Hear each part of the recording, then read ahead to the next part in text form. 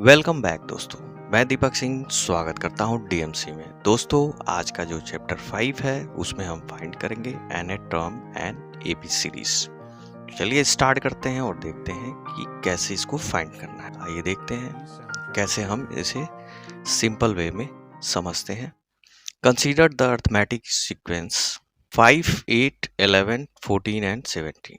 ये आपको एपी दिया हुआ है। What is the value of 12th term? हमें 12वां पद प्राप्त करना है और ये सीरीज जो है आपको दिख रही है कि +3 के साथ जो है कॉमन डिफरेंस मिल रहा है। ओके, ये जो आपका 5th टर्म है A5, ये 17 है जो कि 5 में 4 टाइम जो है 3 ऐड करने पे आ रहा है। ठीक है, आई लाइक दिस 3 + 3 + 3 + 3।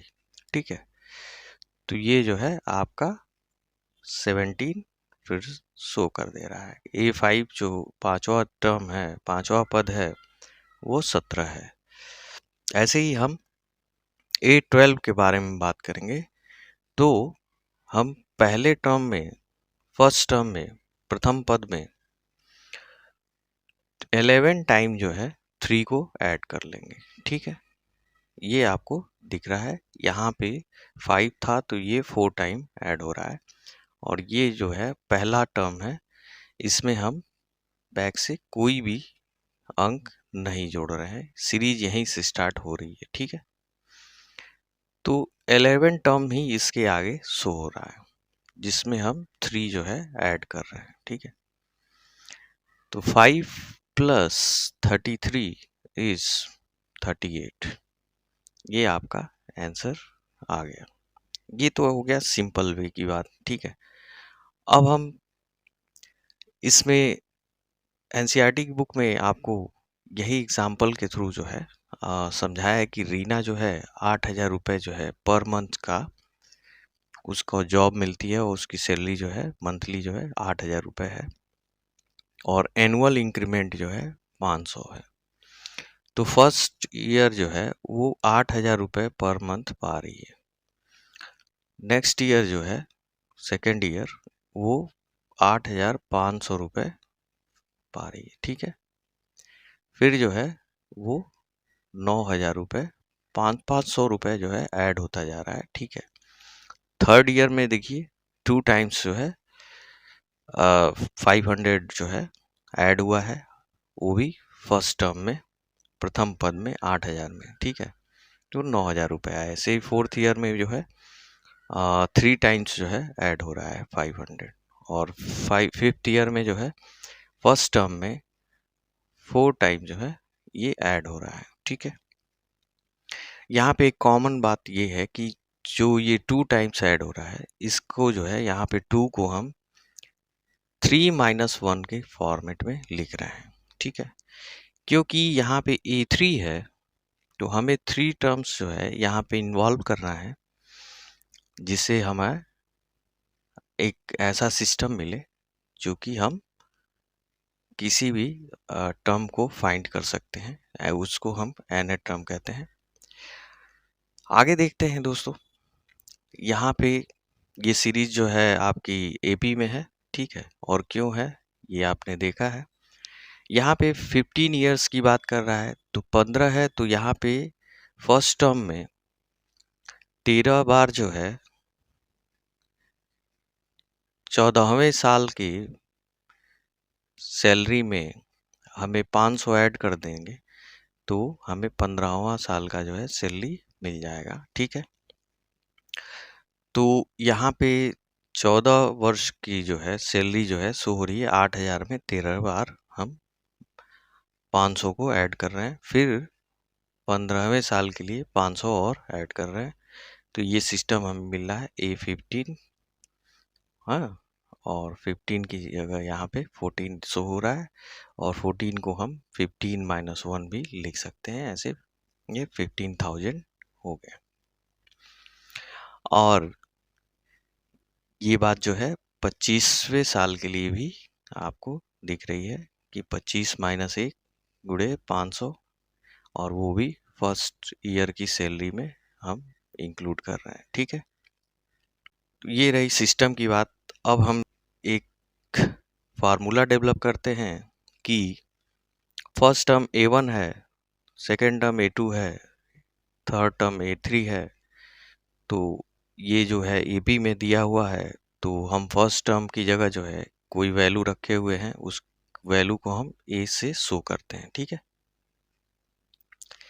और कॉमन डिफरेंस जो है आपका हर जगह AP में एक जैसा होगा, उसको हम D से शो करते हैं। तो और A और D ये महत्वपूर्ण है, और nth टर्म हम फाइंड कर लेंगे। ठीक है, तो आइए देखते हैं फिर आगे इसमें कैसे इसको सॉल्व करते हैं। तो फर्स्ट टर्म आपका A1 है, A1 में हमने D ऐड किया तो हमें A2 फाइंड हो गया। ठीक है, फर्स्ट टर्म की वैल्यू क्या है, A है। क्या है, A है। फर्स्ट टर्म की जगह जो है A रखा हुआ है। ठीक है, और कॉमन डिफरेंस क्या बताया गया है, D हमने मान लिया, लेट। ठीक है, तो D की जगह जो है यहाँ पे D इंटू 1 है, तो 2 माइनस 1 शो हो रहा है। ठीक है, यहाँ 1 की जगह जो है हम 2 माइनस 1 लिख रहे हैं सेकेंड टर्म के लिए। ठीक, तो ये आपको शो हो रहा है। थर्ड के लिए आप देखिए कि जो है हम सेकेंड में D ऐड कर देंगे। ठीक, यहाँ पे हमने सेकेंड में D ऐड किया, और सेकेंड की वैल्यू क्या है, A प्लस D है। तो यहाँ पे हम पुट कर देंगे A प्लस D और फिर D। नेक्स्ट आपको मिल जाएगा 2D। ठीक है, और 2D की जगह आप क्या लिखेंगे, 2 की जगह आप 3 माइनस 1 लिखेंगे। ठीक है, तो यहाँ पे हो जाएगा 3 माइनस 1। A3 की जगह आपको क्या मिला, A plus 3 minus 1 into D. A4 को भी हम A plus 4 minus 1 into D show कर सकते हैं। ठीक है, A3 में हमने D ऐड किया, और A3 की वैल्यू जो है हमने यहाँ से उठा के पुट की, A plus 2D and plus D इस A प्लस 3D, और 3 को हम 4 माइनस 1 शो करेंगे। ठीक है, तो हमें मिल जा रहा है A plus 4 minus 1 into D। ऐसे ही हम AN की बात करते हैं। ठीक है,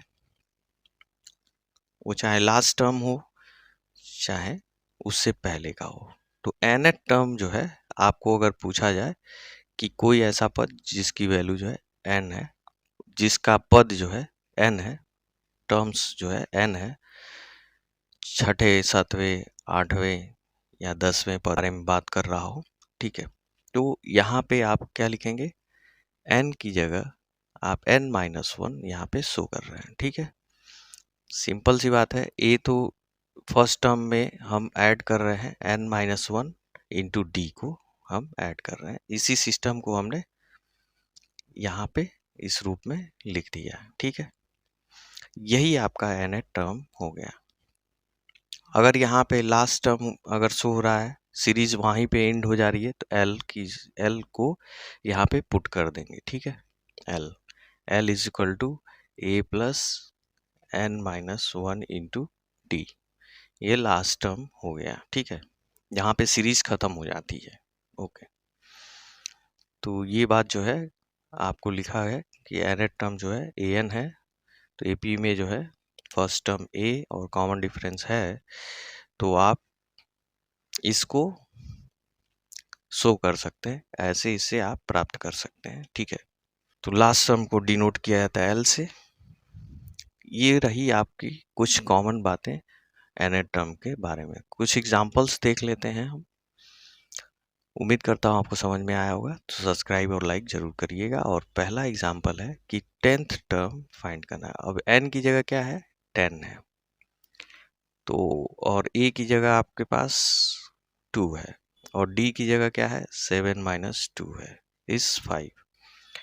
A is equal to 2, D is equal to 5 and N is equal to 10। ये वैल्यू आपको दी गई है, तो इसको हम ऐसे सिंपल रूप में लिख लेते हैं। ठीक है, उसके बाद जो है हम कॉमन जो जनरल फार्मूला है उसको हम यूज करते हैं। ये है आपका जनरल फार्मूला है, ठीक है। एन एपी के लिए जो है ये जनरल फार्मूला है, आप यूज कीजिए इसको और सारे सॉल्यूशन निकालिए। तो हमने A10 निकाला, ठीक है, 2 फर्स्ट टर्म और n की वैल्यू 10 रखी और d की वैल्यू 5 और हमें मिल गया 2 प्लस 45 इज इक्वल टू 47। ये आपका आंसर आ गया। यहाँ पे A10 की जगह, ठीक है, 47 होगा। क्या होगा? 47 यहाँ पे कहीं शो होगा। ओके, इस सीरीज में कहीं 10वें स्थान पे आपको 47 शो हो रहा है। आगे बढ़ते हैं और देखते हैं कि जो है अगला एग्जाम्पल क्या है।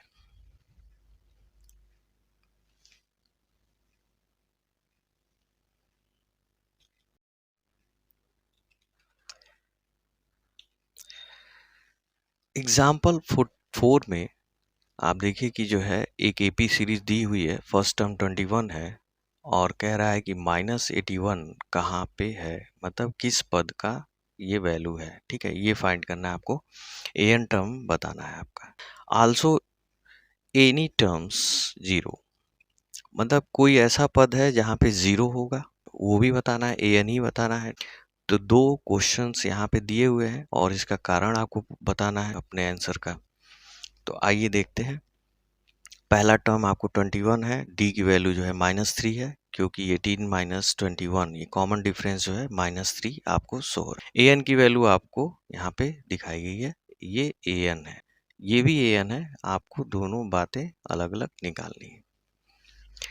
तो पहली बात शुरू करते हैं, -81 से फार्मूला यूज करते हैं और ए एन की जगह हम रखेंगे -81 is equal to 21 plus n की वैल्यू आपको बतानी है और d की वैल्यू आपको दिया हुआ है -3 इंटू के साथ यहाँ पे। तो -3 जो है मल्टीप्लाई होगा तो क्या आएगा यहाँ पे, -3n और ये +3 और ये 21, ये ऐड हो जाएगा 3 से 24 हो जाएगा। ओके, तो ये आपका जो है इस रूप में शो हुआ, ठीक है। आगे बढ़ते हैं और ये 24 आपको मिल गया और फिर 3n की वैल्यू हम फाइंड करेंगे। तो 3n जो है माइनस के साथ है तो इसको हम 3n ट्रांसपोज कर लेंगे और एक साइड में लाएंगे और 24 और प्लस 81 को इस साइड लाए, ठीक है। तो ये आपका आ जाएगा 5 और ये 10, ठीक, और बाई 3, तो n की वैल्यू आपको आ जाएगी 3 एंड 1 5, ठीक है। ये 35 n की वैल्यू है। तो यहाँ पे ये जो है A35 है, क्या है, A35 है, ये फर्स्ट है, A1 है, ये A2 है और ये कहाँ मिलेगा आपको, A35 के पास मिलेगा। जीरो वाली वैल्यू आपको बतानी है कि कोई ऐसा है टर्म जो जीरो हो, तो यहाँ पे हम जीरो रख के और सॉल्व कर लेंगे, ठीक है। नेक्स्ट में देखिए हमने ए एन की वैल्यू क्या की, जीरो रखी, ठीक है, और आपको n टर्म्स फाइंड करना है कि क्या है। तो 0 इज इक्वल टू a की वैल्यू 21 प्लस n फाइंड करना है और d की वैल्यू है -3। तो ये आप 21 -3n एंड +3, ये आपका हो जाएगा 24। तो ये 3n is equal to 24, n is equal to 8, ठीक है। ये आपका आंसर आ गया। ये 8वां टर्म है और इसमें है, ठीक है। तो ये सारे रीजन्स हम लोगों ने बता दिए, ठीक है। तो इसको सॉल्व करके ये ऐसे शो हुआ है, 8 आ रहा है। एग्जाम्पल 5 में आप देखिए कि जो है एपी है और थर्ड टर्म जो है आपका क्या दिया हुआ है, ए थर्ड दिया हुआ है 5 और A7 दिया हुआ है आपका 9। तो आपको जो है बताना है AB सीरीज, ठीक है। तो हमने क्या किया, फार्मूला रखा, ठीक है, और उसमें हम A3 की जगह 5 रखेंगे और पहला इक्वेशन बनाएंगे, ठीक है। इसमें दो अननोन है। पहली बात तो फर्स्ट टर्म अननोन है और डी अननोन है। तो जब फर्स्ट टर्म और डी दोनों अननोन है तो दो इक्वेशन चाहिए आपके पास। क्या चाहिए? इक्वेशन जो है दो चाहिए। तो पहला इक्वेशन तो फर्स्ट इस वैल्यू से मिल जाएगी और सेकंड इक्वेशन आपका इक्वल टू 6D, ठीक है। ये सेकंड इक्वेशन हो जाएगा। ये दो इक्वेशन आपको मिल गए तो इसको हम सॉल्व करके चेक कर सकते हैं। a plus 2D equal to 5, a plus 6D is equal to 9, minus कर दीजिए, ठीक है, और ये कैंसिल हो जाएगा और ये यहाँ पे आ जाएगा -4D इज इक्वल टू -4। तो D is equal to -4 by -4 equal to +1। D की वैल्यू यहाँ पे मिल गई हमें 1। अब D की वैल्यू मिल गई तो आप देखिए कि जो है इसमें किसी में भी जो है आप D की वैल्यू पुट कर दीजिए। तो यहाँ putting the value of D is equal to 1 in equation 1, a plus 2 into 1 is equal to 5, इसमें हम पुट कर रहे हैं और यहाँ पे आपको मिल जा रहा है 2 plus 5 is a is equal to 3। a की वैल्यू आपको मिल गई 3, तो हमें यहाँ पे a की वैल्यू 3 मिल गई, ठीक है। तो सीरीज क्या होगा, पहला पद है 3 है, उसमें एक ऐड कर रहे हैं, डी की वैल्यू तो 4 आ रहा है, फिर एक ऐड कर रहे हैं 5 आ रहा है। ऐसे ये सीरीज आपको ए भी मिल जाएगी, ठीक है। तो इसे हम सिस्टमैटिक तरीके से आपको बता दे रहे हैं, ठीक है। यहाँ पे आप देखिए कि जो है ए की वैल्यू 3 और डी की वैल्यू 1 हमने पुट करके और कैसे सॉल्व किया था। आपको रिक्वायर्ड जो है एपी आपको फाइंड होगी 3, 4, 5, 6, 7, 8 एंड 9। 9 जो है 7th टर्म है। देखिए 1, 2, 3, 4, 5, 6, 7, ये सातवां पद है A7 और ये आपका जो है तीसरा टर्म है A3। उम्मीद करता हूँ दोस्तों समझ में आ गया होगा। Thank you very much for watching DMC। देखते रहिए और सब्सक्राइब करिए, लाइक करिए DMC डीप मैथमेटिक्स क्लासेस। धन्यवाद।